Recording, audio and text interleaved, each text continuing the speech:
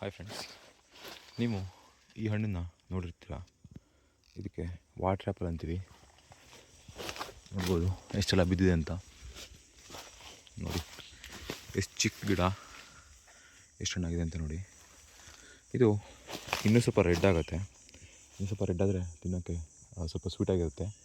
ಇಲ್ಲಾಂದರೆ ಇವಾಗ ಸ್ವಲ್ಪ ಹುಳಿ ಮಿಕ್ಸ್ ಇರುತ್ತೆ. ಒಳಗಡೆ ಬೀಜ ಕೂಡ ಇರುತ್ತೆ, ನೋಡ್ಬೋದು. ಇದಕ್ಕೆ ಸ್ವಲ್ಪ ಉಪ್ಪು,